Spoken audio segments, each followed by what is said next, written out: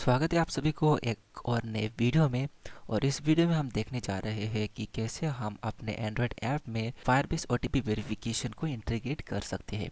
तो यहाँ पे आप देख सकते हैं मैंने एक एंड्रॉयड प्रोजेक्ट बना लिया है अपने एंड्रॉयड स्टूडियो में। और यहाँ पे मैंने 3 एक्टिविटी पहले से बना रखा है और साथ ही साथ जो XML का डिज़ाइन है वो भी मैंने कर लिया है। और अगर आपको ये सोर्स कोड चाहिए पूरे प्रोजेक्ट का तो वीडियो डिस्क्रिप्शन पर लिंक दिया गया है, वहाँ से आप इस प्रोजेक्ट को आसानी से डाउनलोड कर सकते हैं। तो चलिए थोड़ा बहुत मैं आपको पहले बता देता हूँ कि ये एप्लीकेशन कैसे काम करने वाला है। तो चलिए मैं पहले आपको दिखा देता हूँ वो XML फाइल और डिज़ाइन की मैंने क्या कुछ यहाँ पे डाला है और ये ऐप कैसे काम करने वाला है। तो आप देख सकते हैं मैंने 2 एक्टिविटी बनाया है जिसका नाम है OTP सेंड एक्टिविटी और OTP वेरीफाई एक्टिविटी। तो OTP सेंड एक्टिविटी का जो XML फाइल है अगर मैं उसको ओपन करूँगा तो यहाँ पे आप देख सकते हैं कुछ इस तरीके से डिज़ाइन है।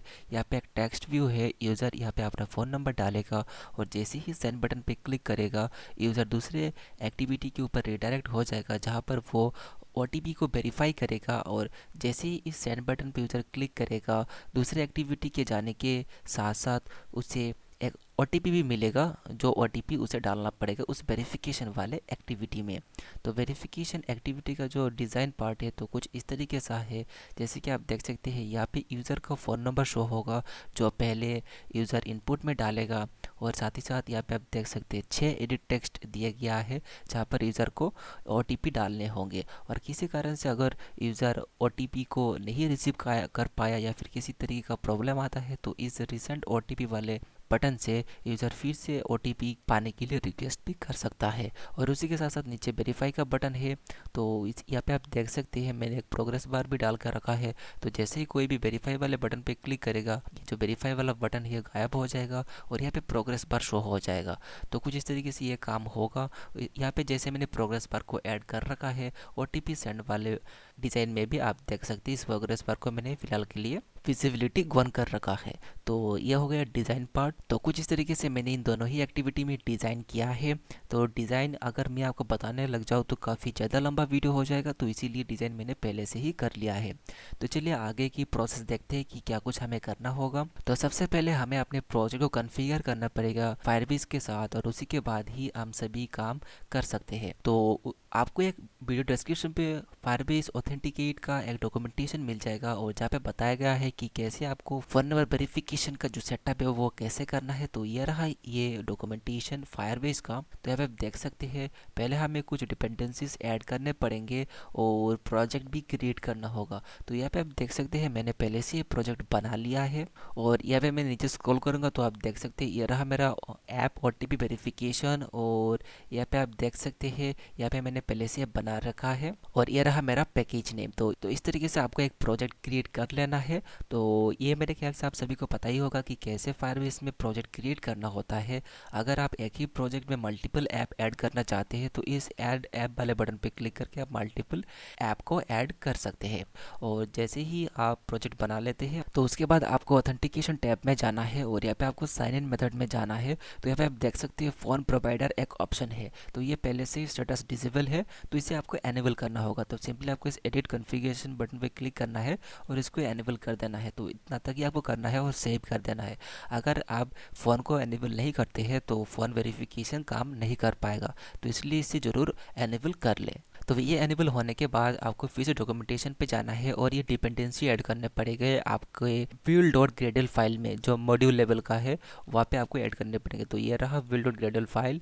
तो इसको आप ओपन करिए और आप देख सकते हैं मैंने पहले से ये ऐड कर रखा है फायरबेस ऑथ डिपेंडेंसी।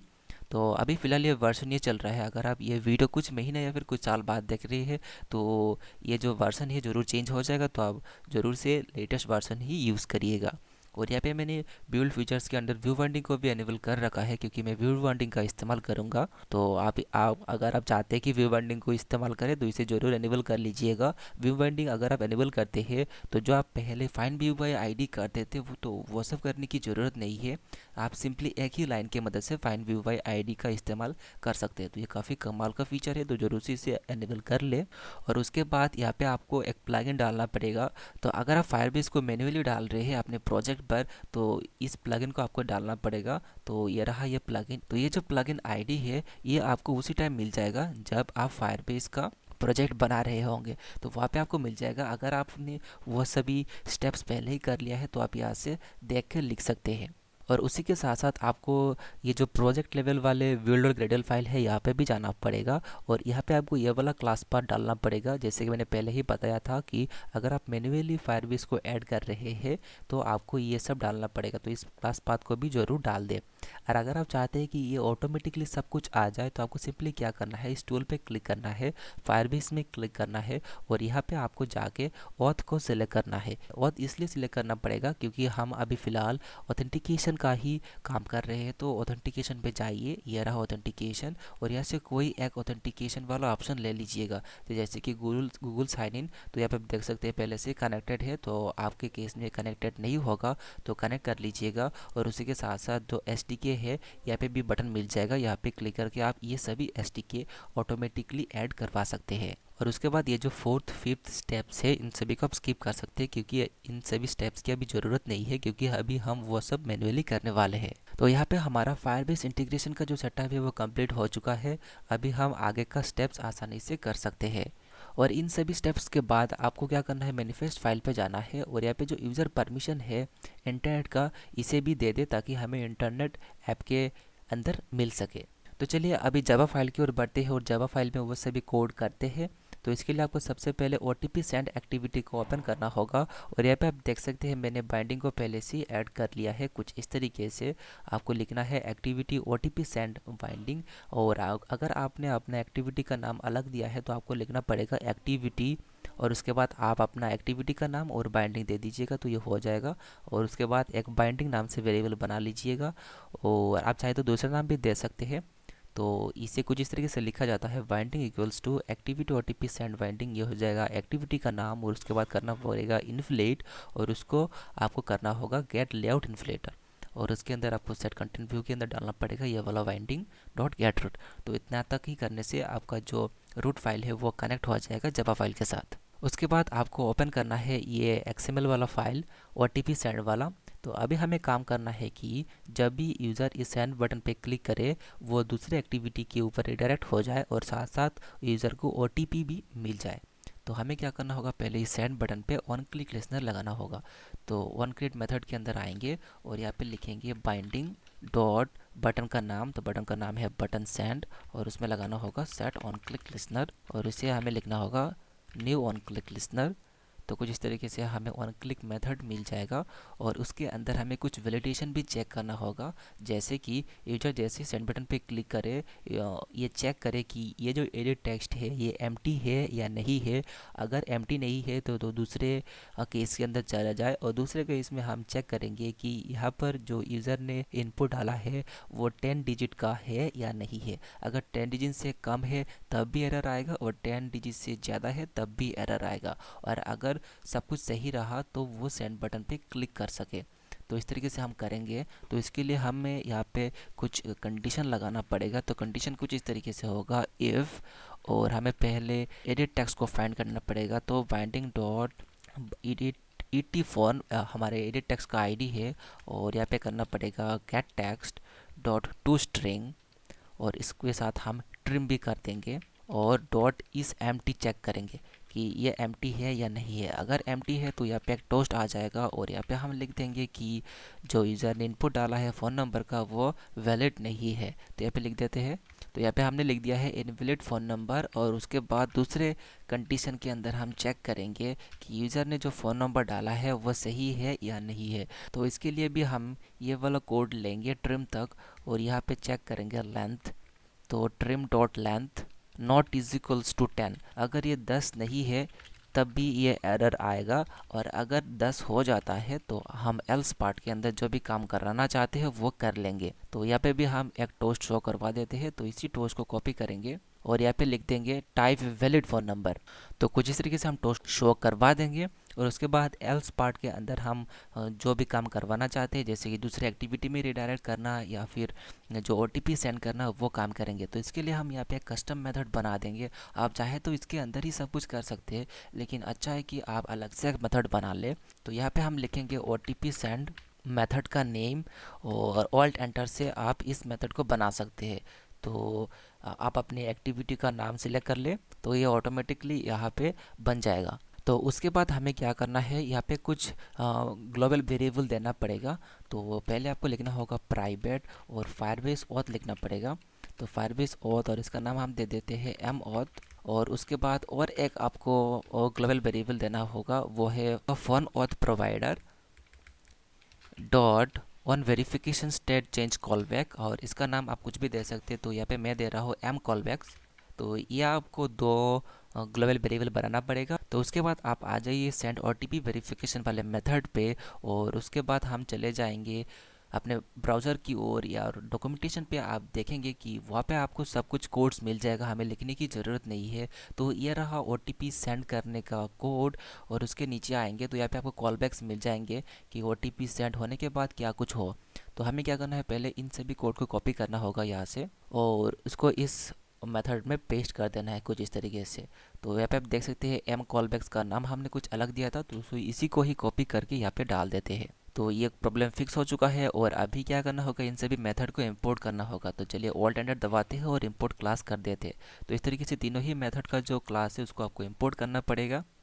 और उसके बाद इन सभी मेथड्स के अंदर जितने भी टेक्स्ट लिखे गए हैं या फिर कोड लिखे गए, इन्हें हमें ज़रूरत नहीं है, तो इन सभी को हम हटा देते हैं। तो यहाँ पे आपको तीन अलग अलग मेथड्स मिलेंगे, वेरिफिकेशन कंप्लीट, वेरिफिकेशन फेल्ड और कोड सेंड। तो हमें क्या करना है, एक के बाद एक काम करना है। लेकिन ऑन वेरिफिकेशन जो कंप्लीट है इसकी अभी फ़िलहाल ज़रूरत नहीं है, हमें इन दोनों ही मेथड में अभी काम करना है। तो अगर अब मेथड फेल होता है तो क्या होगा, तो फेल्ड होने के बाद हमें क्या करना होगा कि ये जो प्रोग्रेस बार यहाँ पे शो होगा इसको गन करना होगा और फिर से जो ये बटन है इसको विजिबिलिटी में विजिबल लाना होगा। तो यही काम करेंगे।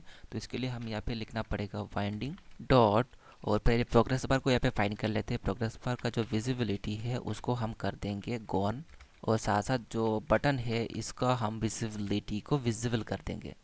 और उसके साथ साथ हमें एक टोस्ट भी शो करवाना होगा ताकि यूज़र को पता चले कि क्यों उन्हें ओटीपी रिसीव नहीं हुआ है। तो इसके लिए हम क्या करेंगे, फायरबेस का ही मदद लेंगे और यहाँ पे लिख देंगे E dot gate localise message. तो ऑटोमेटिकली फायरबेस मैसेज यहाँ पे शो करवा देगा। ई का मतलब ये वाला है फायरबेस एक्सेप्शन। और कोड सेंड के अंदर ही हमें यही काम करना होगा। तो यहाँ पे भी हमें ये वाला कोड डालना पड़ेगा प्रोग्रेस बार और बटन का। और उसी के साथ साथ आप देख सकते हैं वेरिफिकेशन आईडी है, इस वेरिफिकेशन आईडी को भी हमें दूसरे एक्टिविटी के अंदर पास करना होगा। तो यहाँ पे हम क्या करेंगे, पहले इंटेंट का इस्तेमाल करेंगे ताकि जब भी कोड सेंड हो जाए यूज़र दूसरे एक्टिविटी में रिडायरेक्ट हो जाए। तो इसके लिए हम इंटेंट की मदद से दूसरे एक्टिविटी के ऊपर यूज़र को रिडायरेक्ट करेंगे। तो इसके लिए हम यहाँ पे लिखना पड़ेगा intent is equals to new intent, और इस इंटेंट के अंदर आपको पहले करंट एक्टिविटी का नाम देना पड़ेगा। तो करंट एक्टिविटी का नाम है OTP send activity dot this, और उसके बाद कोमा देके आपको उस एक्टिविटी का नाम लिखना होगा जिस एक्टिविटी में आप यूज़र को रिडायरेक्ट करना चाहते हैं। तो OTP verify activity dot class, और उसके बाद हम स्टार्ट एक्टिविटी कर देंगे और इसके अंदर हम इंटेंट को पास कर देंगे। और यहाँ पे हम पुट एक्स्ट्रा की मदद से कुछ इन्फॉर्मेशन दूसरे एक्टिविटी के ऊपर लेके जाएंगे। तो इसके लिए हमें लिखना पड़ेगा इंटेंट डॉट पुट एक्स्ट्रा, और यहाँ पे पहले हम फ़ोन नंबर को लेके जाएंगे, क्योंकि अगर आप ओटीपी वेरिफिकेशन वाले एक्टिविटी की जो डिज़ाइन पार्ट है वहाँ पे गौर करेंगे तो आप देख सकते हैं यहाँ पे यूज़र का फ़ोन नंबर हमें शो करवाना है। तो यहाँ पे तो हमें यूज़र का फ़ोन नंबर डायरेक्टली नहीं मिलेगा, हमें दूसरे एक्टिविटी से यहाँ पे लेके आना होगा। तो इसीलिए हम पुट एक्स्ट्रा के मदद से यूज़र का फ़ोन नंबर भी दूसरी एक्टिविटी में सेट करेंगे। तो इसके लिए हम यहाँ पे लिख देंगे फ़ोन, और उसके बाद कॉमा देना पड़ेगा। ये जो फ़ोन नेम है यहाँ पे आप कोई भी नाम दे सकते हैं। तो हम फ़ोन लेके जा रहे हैं तो इसीलिए मैंने यहाँ पे फ़ोन लिख दिया है। और फ़ोन के अंदर हमें पास करना होगा एडिट टेक्स्ट। तो इसके लिए हम लिखेंगे बाइंडिंग डॉट एडिट टेक्स्ट का नाम है एडिट फ़ोन, और डॉट गेट टेक्स्ट करना पड़ेगा और टू स्ट्रिंग और ट्रिम भी हम कर देंगे। तो इस तरीके से हमें एडिट टेक्स्ट का वैल्यू मिल जाएगा। और उसी के साथ साथ ये जो वेरिफिकेशन आईडी है आप देख सकते हैं कोड सेंड के अंदर, इसे भी पास करना है। तो इसीलिए हम यहाँ पे लिखेंगे इंटेंट डॉट पुट एक्स्ट्रा, और इसके अंदर हमें क्या करना है, पहला नाम देना पड़ेगा। तो नाम के अंदर मैं वेरिफिकेशन आईडी दे रहा हूँ और इस वेरिफिकेशन को यहाँ पे पास कर देना है, और सेमीकोलन डालना ना भूले। तो यहाँ तक हमारा काम हो चुका है, हमने कोड सेंड कर दिया है और साथ साथ यूज़र को दूसरे एक्टिविटी के ऊपर भी रिडायरेक्ट कर दिया है। और अगर कोई भी एरर आता है तो हमें टोस्ट मैसेज भी शो करवाना है। तो यहाँ तक तो हमारा काम हो चुका है। तो चलिए आप चलते हैं वेरिफिकेशन वाले एक्टिविटी में। लेकिन उससे पहले अगर आप ऊपर गौर करेंगे तो हमने जो फायरबेस ऑथ का जो ग्लोबल वेरिएबल बनाया था उसका हमने इंस्टेंस अभी तक क्रिएट नहीं किया है, तो ये क्रिएट करना ज़रूरी है। तो इसके लिए हम क्या करेंगे, इस सेट कंटेंट व्यू के नीचे आएंगे और यहाँ पे लिखेंगे M auth is equals to Firebase auth dot get instance. तो इस तरीके से इसका इंस्टेंस भी क्रिएट हो जाएगा। और उसके बाद हमें और कुछ चीज़ें की ज़रूरत होगा, जैसे कि हमने तो यूज़र को भेज दिया है लेकिन ओटीपी को अभी तक सेंड नहीं करवाया है। तो ओटीपी सेंड करने के लिए हमें फिर से डॉक्यूमेंटेशन पे आना होगा और ऊपर स्क्रॉल करेंगे तो आप देख सकते हैं यहाँ पे ये जो कोड है, इन्हीं कोड की मदद से हम ओटीपी को सेंड कर सकते हैं यूज़र तक फायरबेस की मदद से। तो इसको कॉपी करते हैं और ये जो कॉल बैक है आप देख सकते हैं, इस कॉल बैक के नीचे हमें डालना पड़ेगा। तो इस तरीके से आप यहाँ पे डाल सकते हैं और इन सभी क्लास को इंपोर्ट ज़रूर कर ले। तो पहले हमें क्या करना होगा, एम ऑथ को डालना पड़ेगा। तो ऑटोमेटिकली आ चुका है क्योंकि हमने पहले से यहाँ पे एम ऑथ बना के रख दिया था। और उसके बाद यहाँ पे फ़ोन नंबर डालना पड़ेगा। तो फ़ोन नंबर डालने से पहले आपके कुछ चीज़ों की ज़रूरत होगा कि हमें कंट्री कोड डालना पड़ेगा। तो आप डायनेमिकली कंट्री कोड ऐड करवा सकते हैं यूज़र के इनपुट के हिसाब से, लेकिन फ़िलहाल हम टेस्ट पर्पज़ के लिए वीडियो बना रहे हैं तो यहाँ पे हम इंडिया का ही कंट्री कोड डाल देंगे। तो इस तरीके से आपको +91 लिखना होगा और उसके बाद यहाँ पे कॉमा डालना पड़ेगा और यहाँ पे यूज़र का जो इनपुट है वो डाल देना है। तो यूज़र का इनपुट हम ले रहे हैं एडिट टेक्स्ट से, तो हम लिखेंगे बाइंडिंग डॉट ईटी फ़ोन, क्योंकि एडिट टेक्स्ट का नाम है ईटी फ़ोन। उसके बाद गेट टेक्स्ट करना पड़ेगा और to string get text dot to set text नहीं, यहाँ पे होगा गेट टेक्स्ट, सॉरी। तो यहाँ पे हम लिख देंगे gate text dot to string dot trim भी कर देंगे ताकि कोई एक्स्ट्रा चीज़ ना आए। तो इस तरीके से हम यूज़र का इनपुट ले सकते हैं। तो यहाँ पे कॉन्केटिनेट करना होगा, तो यहाँ पे कॉमा डाल दिया था हमने तो इसीलिए ये एरर आया है। यहाँ पे कॉन्केटिनेट करना होगा तो सिंपली आपको प्लस दे देना है और ये कॉन्केटिनेट हो जाएगा और एरर भी चला जाएगा। तो ये हो गया हमारा फ़ोन। उसके नीचे हो जाएगा कि टाइम आउट। आपको पता है कि एक बार ओटीपी सेंड होने के बाद 1 मिनट तक कोई भी दूसरा ओटीपी नहीं आता है, तो या इसीलिए यहाँ पे टाइम आउट देना पड़ेगा। तो 60L और टाइम आउट डॉट सेकेंड्स का है तो 60 सेकेंड का है ये टाइम आउट। और उसके बाद हमें सेट एक्टिविटी पास करना होगा। तो ये करंट एक्टिविटी है तो इसलिए दिस पास कर दिया है और सेट कॉलबैक्स के अंदर हमने कॉलबैक पास कर दिया है, ये वाला कॉलबैक्स। और उसके बाद बिल्ड कर दिया है और आखिर में आपको लिखना है फ़ोन और provider dot verify phone number.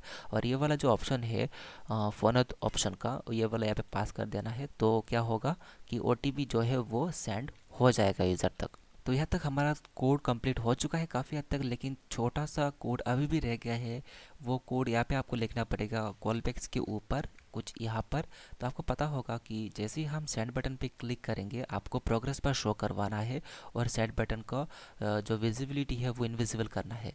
तो इसीलिए आपको क्या करना होगा, बाहर यहाँ पे लिखना होगा binding dot progress bar dot set visibility. और सेट विजिबिलिटी के अंदर हम इसको विजिबल कर देंगे और जो हमारा बटन रहेगा सेंड का उसका हम जो विजिबिलिटी है उसको इनविजिबल कर देंगे। तो दिखने में काफ़ी अच्छा लगेगा। तो कुछ इस तरीके से हम लिखेंगे तो ये हो जाएगा। और किसी कारण से अगर ये फेल होता है तो प्रोग्रेस पर गो ऑन हो जाएगा और बटन जो है वो विजिबल हो जाएगा और स्पोर्ट सेंड होता है तब भी ये ऐसा ही होगा। तो चलिए यहाँ पे तो इस एक्टिविटी का काम ख़त्म हो चुका है। अभी चलते हैं ओटीपी वेरीफाई एक्टिविटी में।